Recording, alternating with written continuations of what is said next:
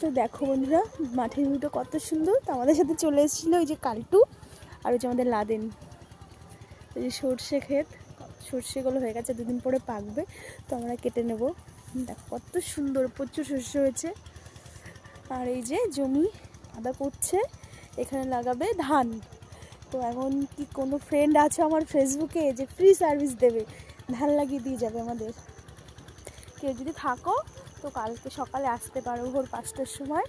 আমাদের 5টার সময় ধান লাগানো হবে, কাদা করা হচ্ছে, তো থাকলে চলে এসো। আর এই যে আমাদের রসুন গাছ, ও দেবে রে কুকুর।